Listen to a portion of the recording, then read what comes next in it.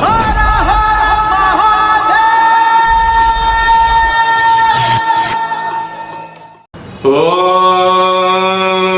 నమః శివాయ. ఓం నమో నారాయణాయ. నరదృష్టి నివారణ కాళభైరవాయ నమో నమః.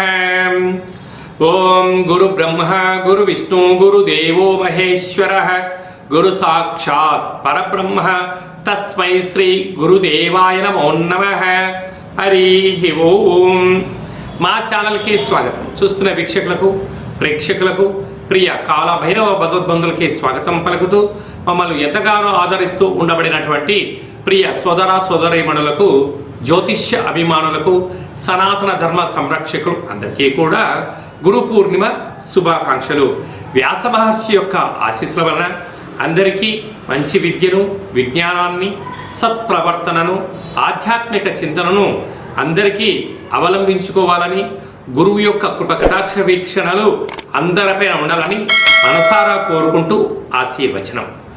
16/7/2026 నుండి 31/7/2026 వరకు పుట్టినటువంటి వారందరూ కూడా ముందస్తుగా జన్మదిన శుభాకాంక్షలు.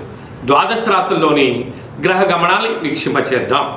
వృషభ రాశిలో కుజ సంచార స్థితి, విశేషంగా మిథున రాశిలో బుధుడు స్వక్షేత్ర సంచార స్థితి, కర్కాటక రాశిలో రవి మరియు గురు సంచార స్థితి, సింహరాశిలో శుక్రుడు మరియు కేతు సంచార స్థితి, కుంభరాశిలో రాహు సంచార స్థితి, మీనరాశిలో శని భగవానుడి సంచార స్థితితో ద్వాదశ రాశుల్లో గ్రహ గమనాలు ఈ విధంగా ఉన్నాయి. తులారాశి వారికి ఒకవైపు 6వ స్థానంలో శని భగవానుడు, అష్టమ కుజదోష సంచార స్థితి ఉన్నప్పుడు దోషాన్ని ఎలా తొలగించుకోవాలి, ఐశ్వర్యం ఎలా పొందాలో ఈ వీడియోలో తెలుసుకుందాం. తులారాశిలో ఏ నక్షత్రాలు వస్తాయి అనగా చిత్తా నక్షత్రంలోని 3వ పాదం, 4వ పాదం, స్వాతి నక్షత్రంలోని 4 పాదాలు, విశాఖ నక్షత్రంలో 1, 2, 3 పాదాలు కలిపితే తులారాశి. రాశాధిపతి శుక్ర భగవానుడు. వీరికి పంచమ రాహు, షష్టమ శని సంచార స్థితి, అష్టమ కుజ సంచార స్థితి ఉంది కనుక అనారోగ్యము, రక్తహీనత, నరాల బలహీనత, ఇది అసలే వర్షాకాలం అవడం వలన సీజన్లీగా వచ్చేటువంటి వ్యాధులు రావడం, శరీరంలో రోగ నిరోధక శక్తి తగ్గి అనవసరమైన జలుబులు, ఆహార నియమాలు పాటించని కారణం వలన హాస్పిటల్కి వెళ్ళడం, రక్త పరీక్ష లాంటివి చేయించుకోవడం, అనేక రకాలమైనటువంటి అనారోగ్యాల చేత మానసికంగా, శారీరకంగా ఇబ్బంది చెందే పరిస్థితి చాలా అధికంగా ఉంటుంది.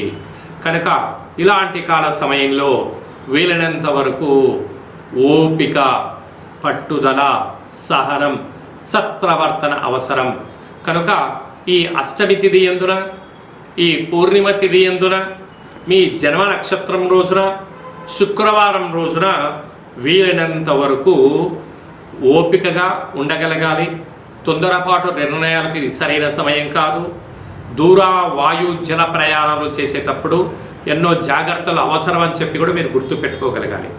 ఏ కొద్దిపాటి జాగ్రత్తగా లేకపోతే అనారోగ్యము, అనవసరమైన ఖర్చులు, ఆర్థిక ఇబ్బందులతో సతమతమవ్వడం, అనేక రకాలమైనటువంటి ఆర్థిక ఇబ్బందులతో అప్పులపాలవ్వడం, పోలీస్ స్టేషన్లని, కోర్టు సమస్యలని, అనేకమైనటువంటి ఆర్థిక లావాదేవీలతో ఇబ్బంది పడడం, అలాగా కోర్టు సమస్యలతో సతమతమవుతారు.